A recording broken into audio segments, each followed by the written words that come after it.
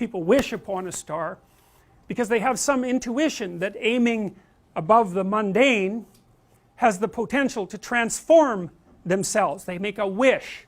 Well, if you're going to make a wish, you should aim at something high, and even just aiming at that is more likely to make the wish come true. And this is not metaphor. You know, I have this program which you guys are going to do called the Future Authoring Program. It's one of two assignments. One is that you write an autobiography, that's the past authoring. The other is that you write a plan for the future, that's the future authoring. I would recommend that you get started on those right now, like not right now, but like really soon, because they're harder than you think. And some of you are going to write like 15,000 words. You're going to get sucked right in. This happens all the time. You're going to get sucked right into it. And so you write an autobiography because you need to know where you are and who you are right now, because how the hell are you going to plot a pathway to the future unless you know where you are? And then you need to write about the future because you aren't going to hit something unless you aim at it. That's for sure. And lots of times people won't aim at what they want because they're afraid. The reason they're afraid is because if you specify what you want, you've specified your conditions of failure. You know when you fail. And it's better just to keep it foggy. It's like, well, I don't know if I'm succeeding or failing, but you know, I can't really tell. Well, great, except you can't hit anything you don't aim at. And so the future authoring program is like it's an attempt to have you articulate your character. And so is the past authoring program. Who are you? And you know, the past authoring program, it asks you to break your life into epochs and then to write about the emotional, you know, the things that you regard as important events that have shaped who you are. And you know, you may find that some of that writing makes you emotional. And I would say, if you have a memory that's more than 18 months old, roughly speaking, and when you bring it to mind, it has an emotional impact, especially a negative emotional impact. It's like part of your soul is stuck back there.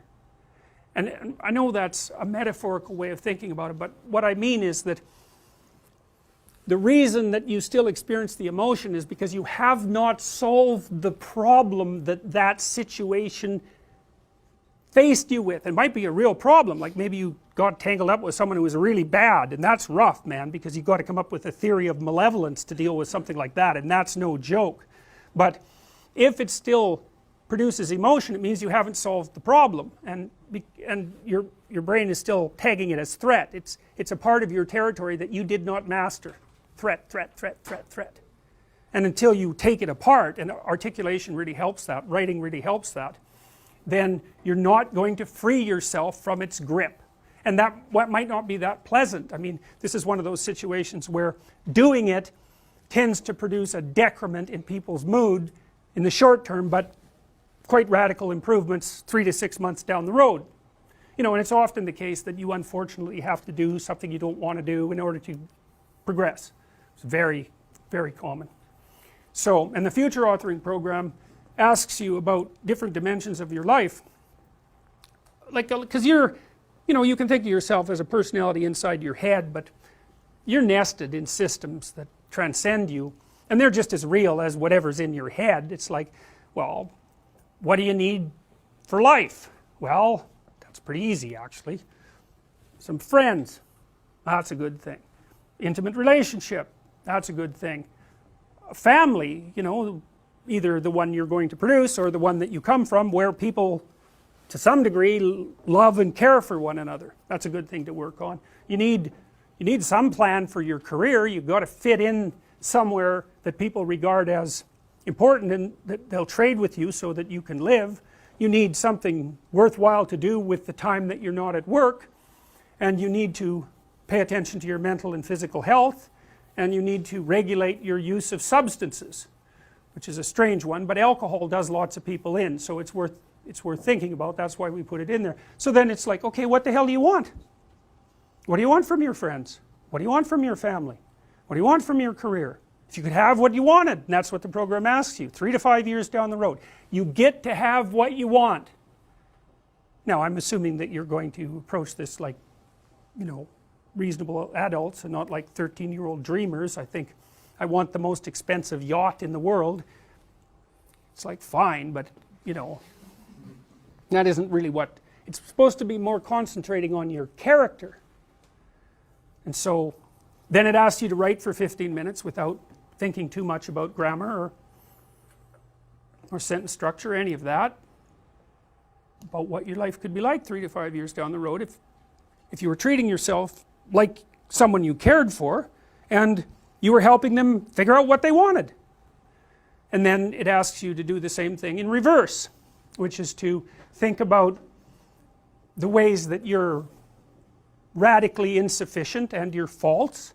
And everyone knows this, I think, you know, maybe not, but everyone has a sense of if they were going to degenerate, how they would do it. You know, some people would be an alcoholic, some people would be a street person. It's like there's some doom thing out there that's got your name on it if you're particularly incautious and, you know, don't and let things fall apart. So I want you to write about that. What do you not want to have happen in 3 to 5 years?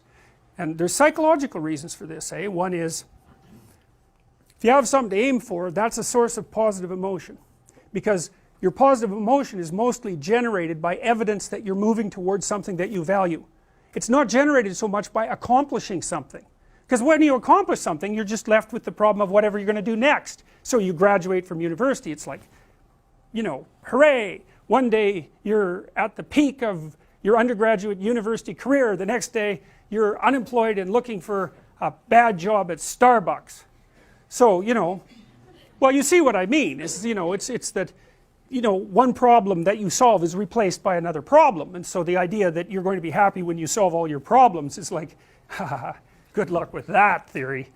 But you know, if you're aiming at something worthwhile and you really believe it's worthwhile and you've thought it through, you know, so that you're not weak, you've got your damn arguments mustered, then when you make progress even a little bit, you think, hey, that's all right, and you get a little kick, you get a little dopamine kick, and that's what you want, because that's where your positive emotion comes from. You can use cocaine if you want, but but you know, that tends to have relatively detrimental medium to long-term consequences, but it activates the same system. So you have to be aiming at something, and you should be aiming at something that's realistic, that you want, that you could get, you know, like not easily, because if it's easy, in some sense you've already got it. It's got to push you, that's part of the pleasure actually, because there's two things that you want to do when you're pursuing something that's important, and one of them is to get the thing that's important, but the other is to make yourself better at pursuing things, right? So you can get both of those at the same time.